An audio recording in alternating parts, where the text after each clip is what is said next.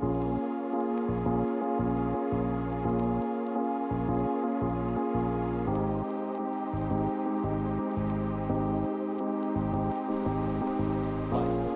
is just mysterious and surprising. You never know what's around the next corner. You never know what's around the next corner.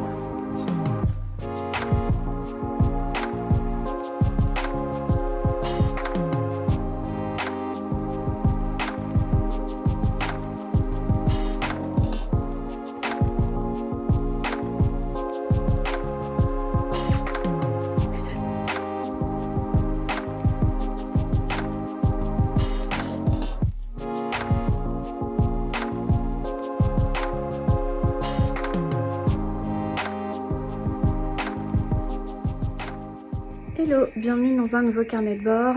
Aujourd'hui on est jeudi et j'ai du monde à la maison, donc c'est un peu compliqué pour vous parler lecture, mais je reviens très vite dans la semaine pour reprendre la caméra, vous parler de ma nouvelle lecture, des réceptions que j'ai faites et de plein d'autres choses encore, mais il fallait quand même que j'introduise ces carnets de bord.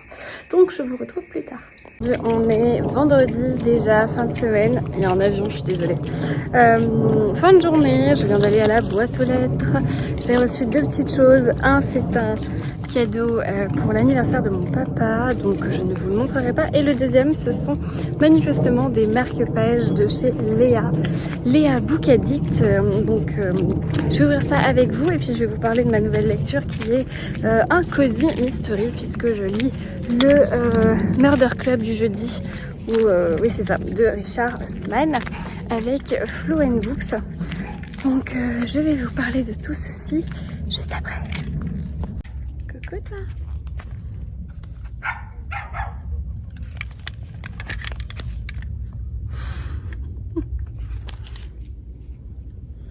Non mon bébé. J'ai commencé ce cozy mystery, le Murder Club du jeudi de Richard Osman. Alors j'ai lu une petite centaine de pages pour l'instant.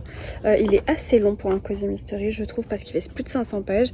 C'est plutôt rare, un cozy mystery, normalement c'est autour de 250, 300 pages max.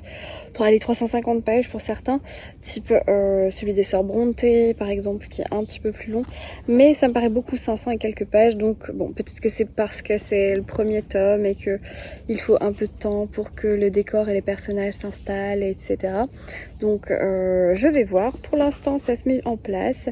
Il y a quelques personnages plutôt âgés qui mènent l'enquête. Ah, on m'appelle.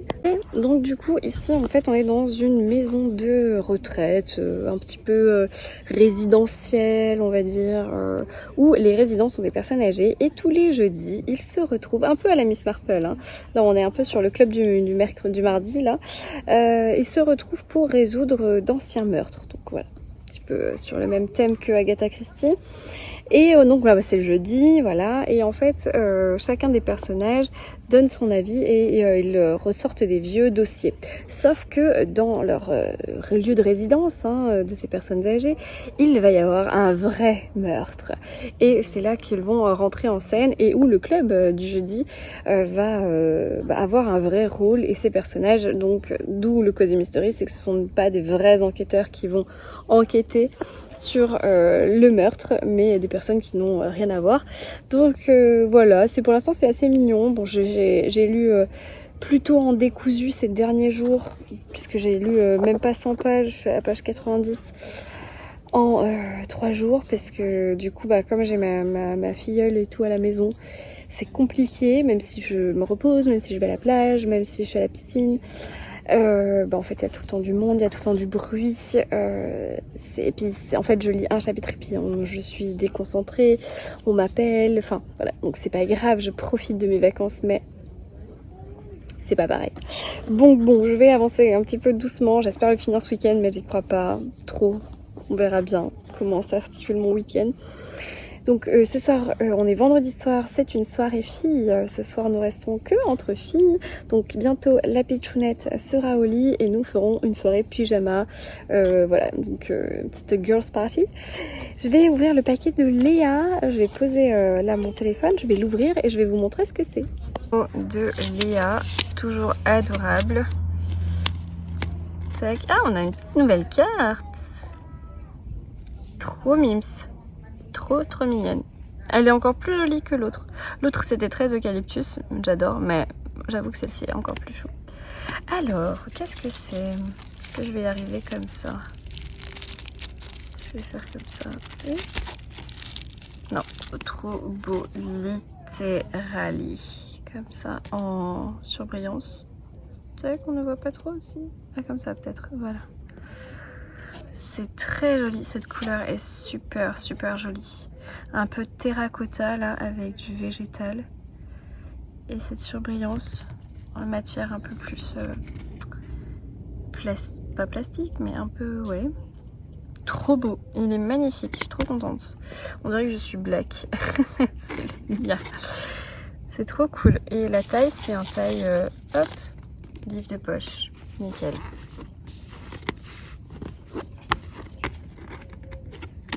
Tac. Bon, ça va pas trop avec hein, cette lecture.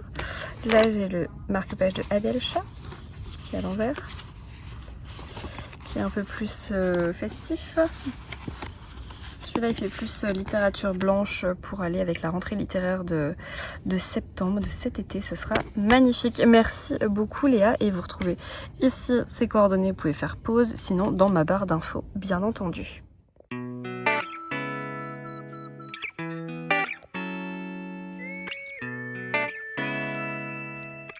Hello, aujourd'hui on est samedi matin, je parle pas trop fort parce que tout le monde dort encore. J'ai décidé malheureusement d'arrêter ma lecture du Murder Club du jeudi de Richard Osman. J'ai lu une centaine de pages, je ne rentre absolument pas dans l'histoire, je m'attache pas du tout au personnage, l'enquête avait l'air sympa mais en fait on sait déjà qui est le meurtrier donc je trouve pas trop d'intérêt à poursuivre l'enquête. Je suis pas très fan des personnages dans le sens où je trouve qu'il y a énormément de clichés. Voilà, de clichés machistes et tout qui m'interpellent pas plus que ça. Donc j'ai pas envie de revenir à ma lecture, il me reste 400 pages et j'ai pas envie en fait.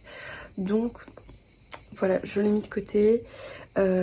Florence l'a également mis de côté parce qu'on a à peu près le même ressenti sur ce livre. Alors elle a été un peu plus loin que moi et c'est apparemment pas beaucoup mieux. Donc je m'arrête pour cette fois sur le Murder Club du jeudi. C'est pas un quasi mystery qui me plaira, je pense. Je suis désolée pour toutes les personnes qui m'ont dit que c'était génial et que c'était leur cosy préféré. Moi je trouve que les codes du cosy sont assez bien respectés, mais voilà, je suis pas rentrée dedans, donc c'est peut-être très propre à moi-même. Mais bon, Florence n'est pas rentrée dedans non plus, donc je pense qu'il y a quand même quelque chose qui ne nous plaît pas beaucoup. Du coup, j'avais envie d'une lecture un peu doudou, un peu facile, qui se lit vite, parce que je suis très frustrée de ne pas lire autant que je le voudrais. Donc j'ai choisi discrètement dans ma bibliothèque, donc plus ou moins à l'aveugle parce que j'ai du monde qui dort dans le salon. Et du coup j'ai pris une lecture très doudou pour le week-end. C'est Mémoires de la forêt de Michael Brun-Arnaud qui a publié cette histoire qui est un roman jeunesse, là aux éditions Neuf. Qui a été illustré par Sanoé et dont j'ai eu la dédicace par Florence à Paris. Donc si vous connaissez la librairie Le Renard Doré et le café Le Renard Café, ça appartient à Michael et c'est lui l'auteur de ce roman. Donc voilà, j'en suis là, je viens de le démarrer. C'est tout mignon, c'est tout doux. On est donc ici dans une forêt où les animaux sont doués de raison, doués de parole et d'intelligence. On est dans la forêt qui s'appelle Belle Écorce. Et on va suivre en fait Archibald Renard qui est le libraire de Belle Écorce. Il a une librairie dans un chêne magnifique, une librairie qui se passe de renard en renard, donc de père en fils. Et il va en fait partir avec son ami Arnaud, non pas Arnaud Top, comment il s'appelle, Ferdinand Top. Ferdinand Top qui est un vieux monsieur, une vieille taupe, qui porte sur son dos une noix où il range pas mal de bric-à-brac. Et Ferdinand Taupe, malheureusement, perd la mémoire. C'est une taupe âgée qui ne se souvient plus de ses souvenirs et qui va demander à Archibald Renard de l'aider à retrouver sa mémoire en recherchant quelque chose de particulier à travers la forêt. Et donc c'est l'histoire de leur périple. C'est très très mignon, c'est un roman jeunesse, je ne sais pas pour quel âge, mais je pense qu'à partir de 10 ans c'est bien, un peu avant peut-être si vous avez des enfants précoces. Je vous montre l'intérieur, juste après je vais vous tourner la caméra. Donc voilà, c'est ma lecture doudou du week-end, du coup je suis désolée pour le Richard Osman, mais je ne donnerai pas suite je pense, parce que j'ai pas envie d'y retourner en fait.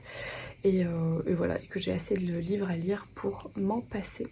Je vous montre l'intérieur de Mémoire de la forêt, c'est très mignon. Les illustrations sont magnifiques. Et moi je suis ravie d'avoir en plus un tote bag signé, dédicacé par Sanoé. Donc je vous montre ça. En plus là on est dans un rayon de lumière de mon magnifique Olivier. Alors, je vais essayer de vous montrer. Donc voilà, c'est écrit relativement gros, hein. Il y a des très jolies illustrations. Hop, moi j'en suis là. Regardez, belle planche. Et alors, la librairie, elle est magnifique, elle est au début. Voilà, c'est la librairie. Ouais. On verra mieux là. C'est beau, hein.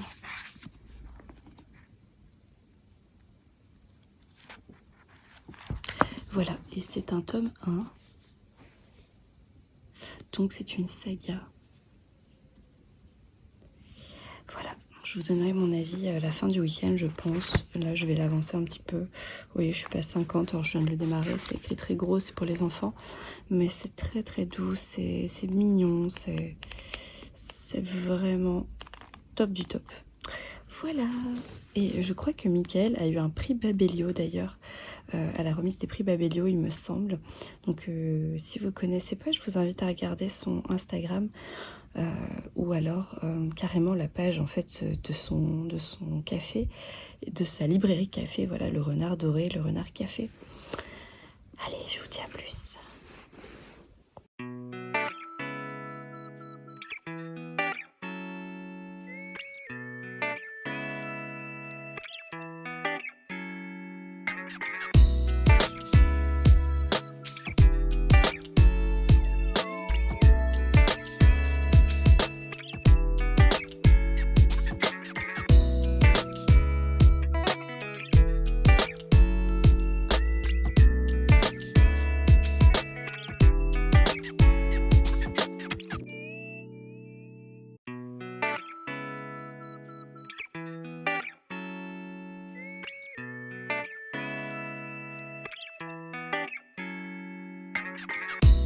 Hello, aujourd'hui on est lundi, je suis de nouveau seule à la maison, je retrouve calme, sérénité, temps de lecture et autres.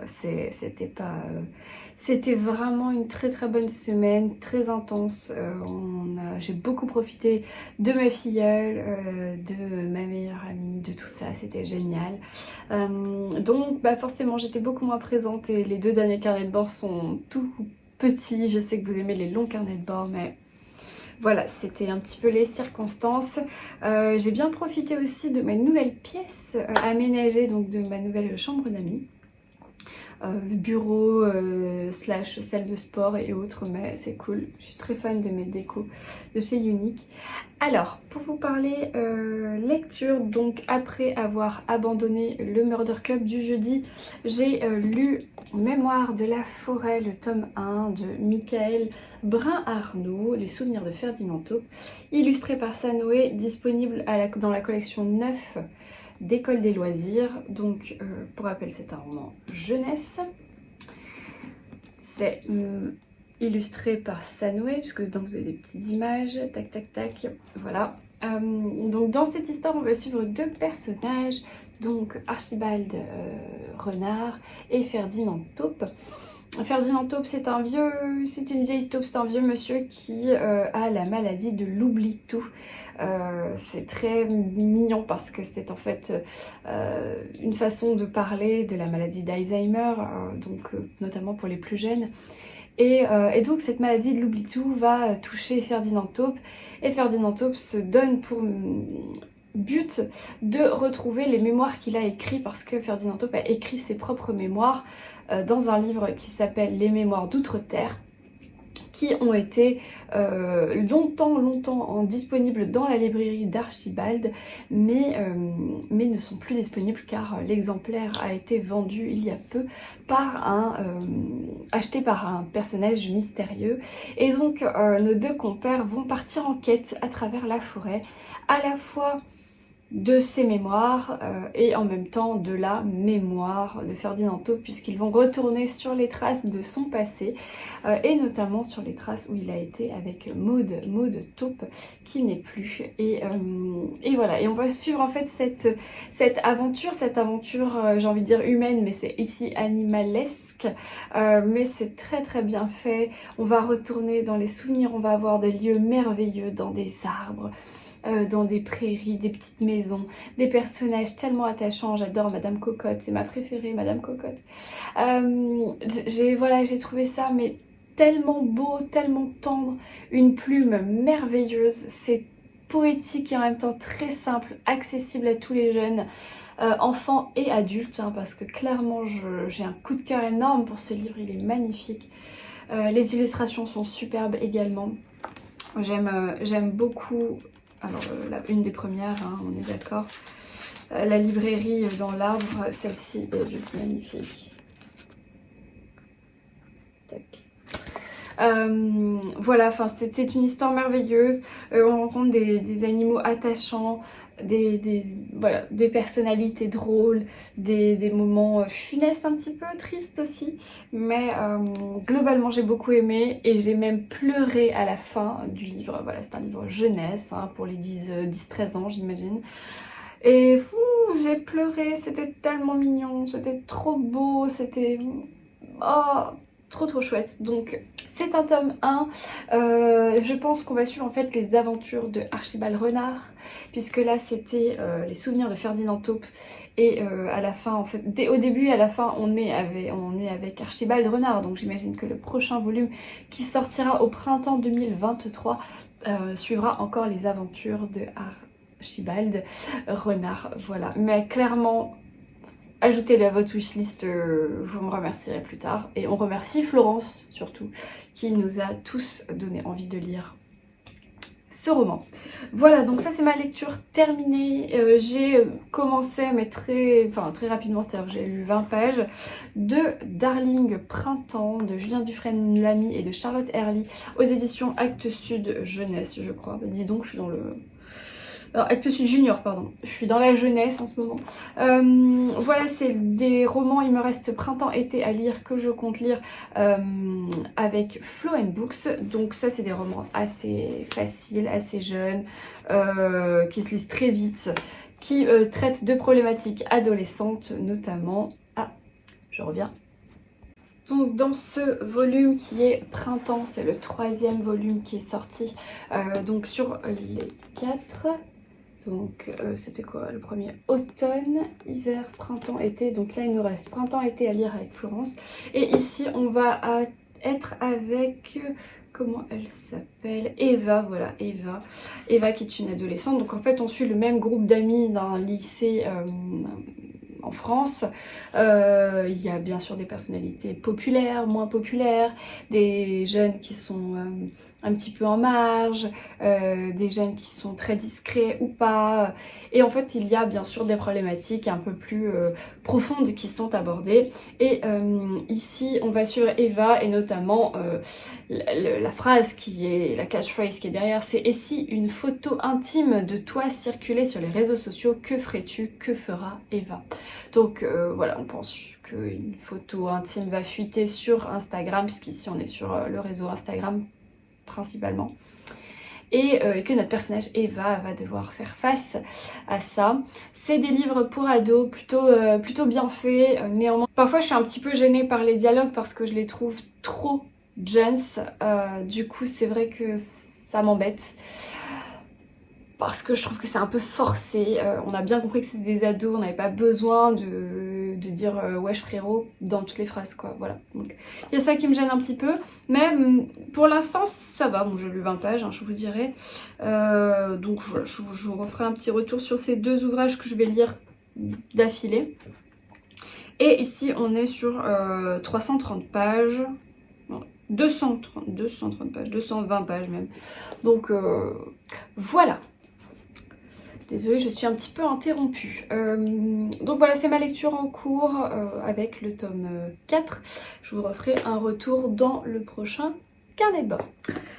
Avant de conclure, je vais faire un petit unboxing parce que hier, j'ai réceptionné en boîte aux lettres 2 colis. Et aussi, j'ai croisé Laurie ce week-end. Laurie, donc la bibliothèque de Laurie, je ne vous la présente plus. La fabrique de Laurie, je ne vous la présente plus. Et Laurie m'a fait cadeau de 2 livres. Bah, je vais commencer par ça. Parce que, si vous vous souvenez, la semaine dernière, je me suis occupée de son chat Batman. Et du coup, pour me remercier, elle n'était vraiment pas obligée parce que je le fais de bon cœur. Mais pour me remercier, elle m'a pris 2 romans. Donc tout d'abord, un dont je n'avais jamais entendu parler et que je trouve génial. On est sur le thème puisque c'est chez Albin Michel Jeunesse et donc ce carnet de bord s'appellera les livres jeunesse. Il s'achète n'importe quoi. Il s'appelle Les enquêtes de Jane Austen, le fantôme de l'abbaye, et c'est de Julia Golding. Alors, je ne savais pas, mais ici on va mettre en scène Jane Austen, je trouve ça génial, qui va enquêter dans un livre jeunesse. C'est donc le tome 1. Tac tac. Ça s'appelle Les enquêtes de Jane Austen. Le fantôme de l'abbaye, je vous lis le résumé. Découvrez Jane Austen sur les traits d'une jeune enquêtrice audacieuse et attachante. Angleterre, 1789. La mère de Jane a décidé de l'envoyer à l'abbaye de Southmore pour tenir compagnie à Lady Cromwell. À 13 ans, Jane se languit de découvrir le monde et non de se plier aux exigences d'une vieille aristocrate. Mais quand son frère aîné Henri lui raconte la légende du fantôme de l'abbaye, sa curiosité est piquée. En élucidant ce mystère, elle pourrait échapper à ses ennuyeuses responsabilités et surtout trouver de quoi alimenter sa plume. Un récit inspiré de Northanger Abbey, le premier roman de Jane Austen. Voilà. Donc c'est traduit de l'anglais et ça a l'air plutôt chouette. Moi je trouve ça chouette. Et oh, j'ai un beau petit marque-page. Oh, trop mignon. Chère lectrice, cher lecteur, me voici embarquée dans une aventure un brin surnaturelle. À ce sujet, j'ai promis de me taire et les Austen ne manquent jamais à leurs paroles. Gardez les yeux grands ouverts si vous voulez percer mon secret, votre enquêtrice dévouée, Jane. Le tome 2 apparaître en septembre 2022 et ça s'appellera Un voleur au bal. Oui, c'est ça. Tac. C'est trop mignon, je suis trop fan. Donc merci beaucoup Laurie parce que je ne connaissais pas du tout. Et je trouve ça chouette. Alors c'est écrit comme ça. C'est assez gros. Ils disent pas pour quel âge. Mais je pense que c'est la même trempe que... Mémoire de la forêt. On est autour des 10-11 ans.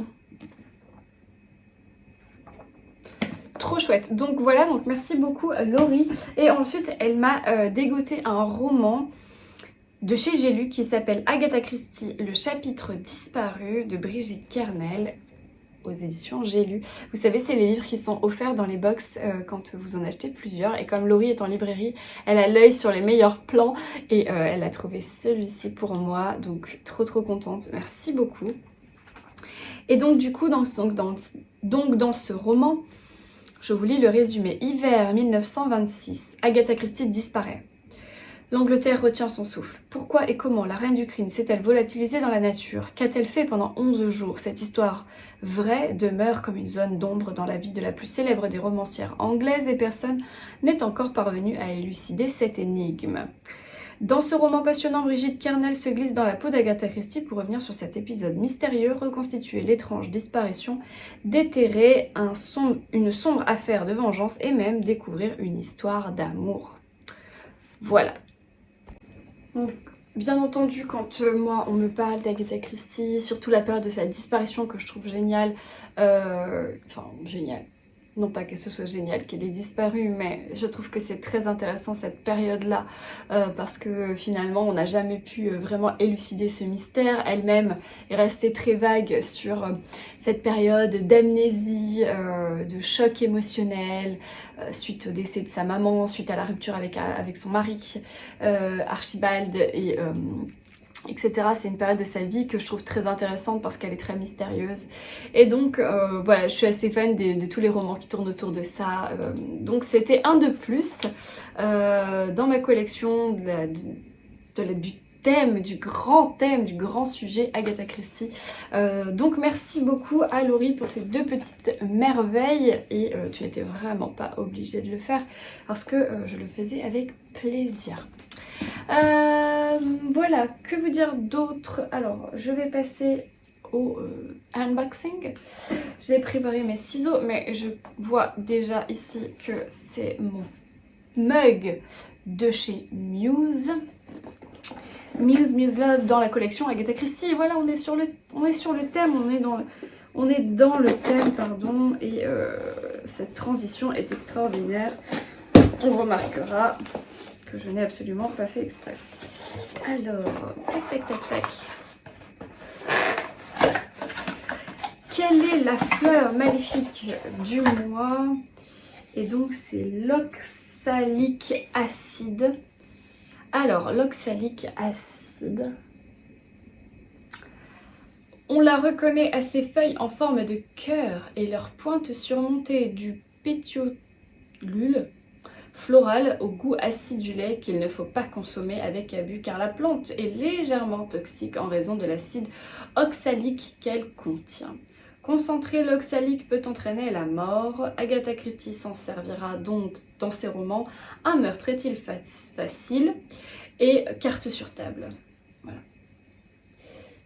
Trop bien. Je suis trop fan de cette collection de mugs. Voilà, je les adore. J'en ai hier soir encore avec mon conjoint, on buvait une petite tisane du soir dans les mugs Agatha Christie et c'était génial. Donc merci beaucoup Muse. Et puis celui-là est très mignon. Cette fleur est très mignonne. Voilà, et alors du coup j'ai un autre paquet. Je pense que c'est la T-Box. Oui, la T-Box. Ce qui est cool, c'est que là, du coup, comme j'avais ma meilleure amie à la maison, on a pu goûter plein de thé que j'avais gardé de côté. Oh, trop beau! Oh, elle est belle! Oh, elle est trop belle! Oh, c'est pas la même forme que d'habitude. Oh, c'est comme une valise. Elle fait trop summer. Welcome to Arizona. Tac, tac. Trop belle, la route 66, Arizona Dream. Trop belle. Alors, sur la route 66, la T-Box vous emmène en road trip tout l'été, partir, rouler et s'aventurer les paysages mythiques d'Arizona défilent. Thé glacé à la main, un dernier coup d'œil dans le rétroviseur, on ne regarde plus en arrière, on fonce en riant. Trop mignonne. Des petites nénettes là. Elle est belle! Alors, qu'est-ce qu'il y a dans ma valise Arizona? Ah, c'est trop beau! Ah là là, le design. Chloé Huébert, c'est l'illustratrice Esgal. Trop classe. Alors, cahier des saveurs, Fuel Station. On on va avoir un thé mango roll de chez Titap. On va avoir un Christie's années 70 de chez Maison de Thé. On va avoir un birthday tea de chez Tania et Julia. Un petit cookie, voilà, que je ne mangerai pas. Un Yes I Do, c'est des sachets, plutôt tisane du coup. Ensuite, on va avoir un Choice, Born in the USA, donc Choice avec, là c'est du thé bio depuis 1989, je ne connais pas cette marque. Alors, donc le Christie's, le birthday tea, le mango roll, trop classe le mango roll. Mango roll dedans, c'est un thé oolong, pomme, mangue, confite, perle de lait, fleur de cartame, je sais pas ce que c'est, extrait naturel de mangue. Ça a l'air bon ça. On a donc des petits cookies, un petit peu écrasés, mais surtout au chocolat, donc je ne mangerai pas. Les fameux Choice. J'ai vu un... Oh, il y en a un cacao orange que je ne boirai pas. Mais sinon, thé blanc fleur de sureau, ça a l'air trop bon. Rooibos vanille et menthe sauvage. Choice. Oui, je ne sais pas faire. Je ne suis pas très bonne blogueuse machin. Ensuite, on a les Haïdou, qui sont donc les tisanes.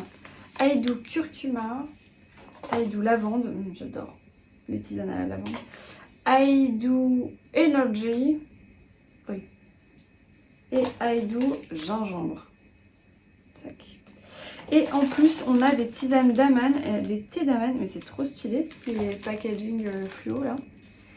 Thé vert aromatisé saveur pêche. Thé pêche. Thé glacé Enjoy Summer. Ah, c'est peut-être des thés glacés, c'est pour ça que c'est fluo là. Et là, c'est un thé vert citronnelle aromatisé saveur kiwi concombre pomme verte. C'est un Happy Green. Ils sont très fluos, c'est très drôle. Cool! Elle est trop bien cette box. J'aime trop la sélection. Et donc là, on a aussi un petit carnet. Un petit carnet, tout simple. Un petit carnet, route 66. Je vais le garder direct avec moi pour écrire des trucs de travail dedans.